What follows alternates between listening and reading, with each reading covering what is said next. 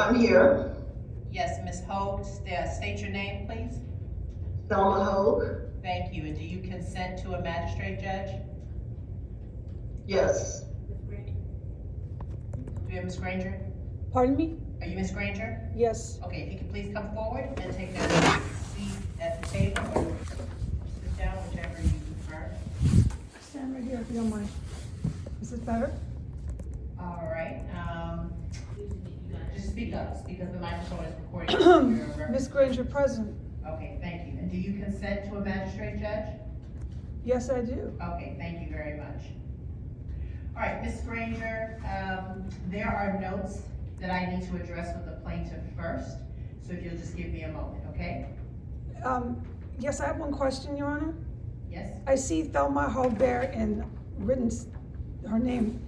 Is it possible that I can see her on the WebEx? Ms. Hope, do you have the ability to share your screen, to turn your camera on? Please. You have The ability to. turn the camera on. Are you, Oh, are you participating telephonically or by the smartphone app? No, I'm on the computer. It's the phone, it should be on. The camera should be on. Okay. It was a minute ago. Okay, we can't see you. Ms. Hope, there's a button at the bottom of the screen, it should say start video, if you click that, it should turn your camera on. Oh, sorry. Okay. Okay, thank you, Ms. Hope. All right, so Ms. Hope, there's a few issues that we need to resolve before we discuss moving the case forward, okay? First is that, you did not, file the complaint. It looks like Lilia Swan did on your behalf. She did indicate that she is your attorney. And so the only way that someone can represent you is by being an attorney in good standing with the DC Bar. And we don't have a notice of appearance that Ms. Swan is an attorney. So that's problematic. The other issue is that paragraph 3 and 4 of the complaint are not filled out. This is rental property. Is this rental property? No, it is not. It's not rental property. Okay. All right, so that may resolve the issues of 3 and 4. Just give me one moment.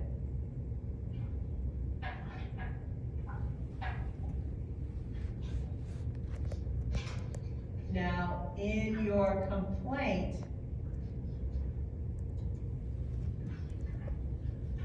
you are indicating that the tenant has not paid rent for 6 months. That would suggest that it's rental property.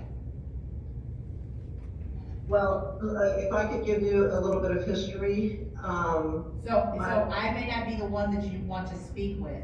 You may wish to speak with an attorney. But if in fact you're moving forward on the basis that the tenant has failed to pay rent, that would suggest that this is rental property, and that would require you to be registered with the Rental Accommodations Division and have a business license.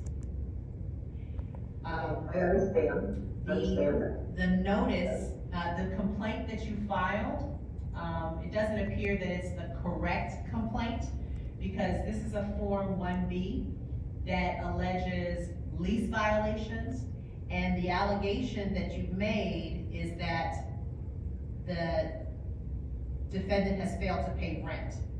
The eviction statute requires specific language and has notice requirements, and so if this is not a non-payment of rent case, then there's a 30-day notice to correct or vacate, which must be served on the defendant, and that notice has to be attached to the complaint so the court can confirm that the defendant was properly served with the correct notice.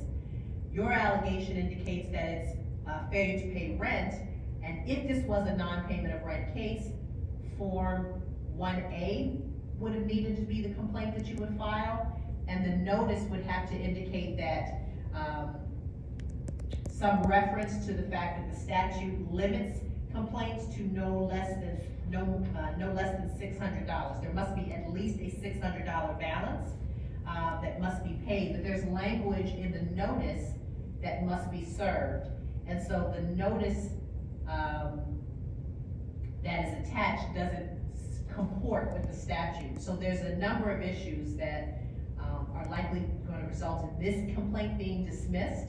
But I wanted to point them out to you, what they are, so that you can speak with legal counsel before you move forward. Okay. Would you like the telephone number to the Landlord and Tenant Legal Assistance Network, or DC Refers? They don't represent attorneys, but it's my understanding that on Tuesdays, the Legal Assistance Network has legal service providers available to answer questions to unrepresented attorneys, to unrepresented landlords. Would you like that number? Yes, please. Okay, let me know when you're ready. Ready? The number is 202-780-2575.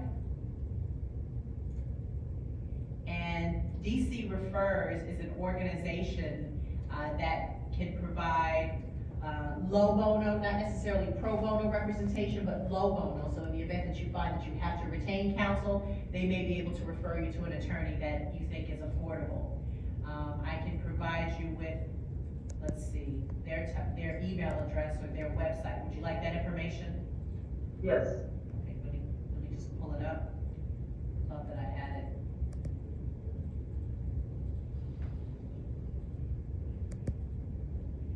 So it's DC Refers, refers.org, O-R-G. Okay?